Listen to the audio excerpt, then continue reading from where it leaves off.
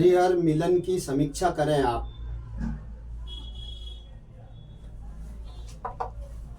आपने बहुत अच्छा सवाल किया कि आइए हम उज्जैन में होने वाले हरिहर मिलन समारोह की सच्चाई आपके सामने प्रस्तुत कर रहे हैं।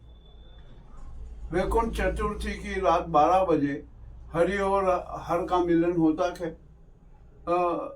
हरि हर को सृष्टि का प्रभार समर्पित करते हैं, जो द्वारकाधीश मंदिर में संपन्न होता है।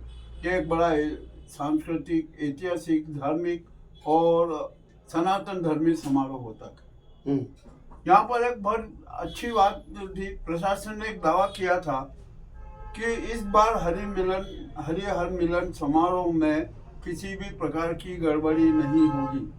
न आतिशबाजों को हम बख्शेंगे, न इंगोटबाजों को बख्शेंगे और शांतिपूर्वक हरिहर मिलन समारोह संपन्न होगा। इसके लिए प्रशासन ने ये भी कहा था कि हम ड्रोन उड़ाएंगे, ड्रोन से देखेंगे कि क्या हुआ क्या नहीं हुआ। आइए अब इस जो प्रशासन की घोषणा के बाद क्या हुआ, हम आज हरिहर मिलन समारोह की समीक्षा करते हैं। सर्वप्रथम महाकाल की सवारी 11 बजे महाकाल से शुरू होती है और ठीक 12 बजे गोपाल मंदिर पर आती है। गोपाल मंदिर पर आते ही महाकालेश्वर का आरती उतारी जाती है, सम्मान किया जाता है, उनका स्वागत किया जाता है और वे सीधा गोपाल जी के परिक्षेत्र में प्रवेश कर जाते हैं। इसी बीच जब ये इतना क्रम चलता है, 1-1.25 घंटा सवारी को यहाँ से आने में लगता है, किंतु इसी के बीच हमारे यहाँ पर इस जो समारोह को इतना बिगाड़ने का प्रयास करते हैं। और ये कोई लोग नहीं है जो इंगोटबाज हैं, फटाखेबाज है और जो उन्मादित तत्व है, यही नाटकबाजी करते हैं। प्रशासन ने बहुत दावा किया था कि ऐसा नहीं होगा, किंतु प्रशासन की सारी बातें गलत सिद्ध हुई और इन इंगोटबाजों और फटाखेबाजों ने अपना उन्माद प्रदर्शन खुलेआम किया। हम कवरेज कर रहे थे जब, एक मिनट बाद मैं आपको सब बता रहा हूँ। चलो हुआ ये कि जो आतिशबाजी हुई, इंगोटबाजी हुई, उसमें 8 से अधिक लोग घायल हुए और अनेक महिलाओं के वस्त्र भी जले। वो तो कोई अच्छा हुआ कि कोई बड़ी दुर्घटना नहीं हुई, कोई जनहानि नहीं हुई। हम आपको एक बात और याद दिलाते हैं, हम इस जो उन्माद के साक्षी हमारे खुद जो कवरेज करने गए थे, मुकेश लश्करी जी, ये भी हुए। गोपाल मंदिर के बाहर भरी भीड़ में किसी ने रस्सी बम फेंका और उसके जो कंकर पत्थर उड़के लगे तो एक कंकर पत्थर इनको मिल गया। आप हमें बताइए, आपको कहाँ लगा था कंकर पत्थर? देखिए, हम जब कवरेज कर रहे थे उस टाइम पे एक रस्सी बम आया हमारे पास। हमारा ध्यान कवरेज पे था और हमको जो उसके पत्थर यहाँ पे लगे हैं, काफी ब्लड निकला रात को और पानी भी निकला है। हमने ये देखा है, शासन प्रशासन जितने भी पुलिस विभाग था, किसी ने भी किसी को रोकने का कोई प्रयास ना किया। ये आपके सामने एक प्रत्यक्ष साक्षी हम आपको प्रस्तुत कर रहे हैं। अब ये तो कोई झूठ नहीं होगा। और जहाँ तक पुलिस की जो व्यवस्थाएं थी, अब बेचारे पुलिस वाले भी क्या करें, हजारों की भीड़ और नाम मात्र के पुलिस वो कहाँ पकड़े। और महाकाल मंदिर से लेकर गोपाल मंदिर तक मार्ग में अनेक गलियां हैं, अनेक दोनों साइड अनेक गलियां हैं। ये इंगोटबाज और फटाखेबाज आते हैं, फटाखे छोड़ो तो गलियों में घुस जाते हैं। अब इसका उपचार क्या होगा आखिरकार, इसके बारे में हमें सोचना कि या तो हरिहर मिलन समारोह के पूरे उस पर मिलिट्री लगाई जाए, या कोई सख्ती वाला कोई कानून किया जाए, या ऐसा एक प्रशासन यह प्रस्ताव निकाल दे कि हरिहर मिलन समारोह की सवारी में किसी भी प्रकार की आतिशबाजी नहीं होगी।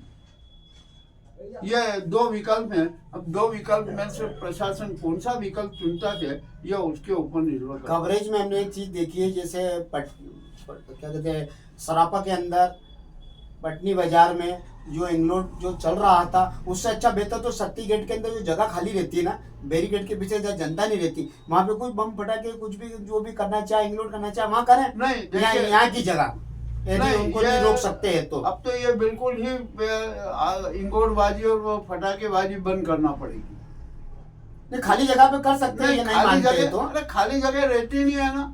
छतरी चौक पे थोड़ा सा गैप नहीं, रहता है। छतरी चौक पे गेट नहीं था, वहां पर वाहन खड़े रहते हैं, फायर ब्रिगेड का वाहन खड़ा रहता है, दूसरे और वाहन खड़े रहते हैं। और इस बार तो मैंने देखा कि गोपाल मंदिर से लेकर सती गेट के आगे तक वाहन खड़े हुए थे। थोड़ी सी जगह कर सकता है प्रशासन को करने नहीं, के वो लिए। तो खंबा भी नहीं है इस प्रकार का। ये तो एक ही तरीका है कि इंगोटबाजी और आतिशबाजी, पटाखेबाजी बैन की जाए, और जो भी इस प्रकार के उन्मादी कार्य करे उस पर कठोर से कठोर सजा का प्राविधान भी होना चाहिए। खुशी जाहिर करना इसका मतलब यह नहीं कि आप दूसरों को तकलीफ दें।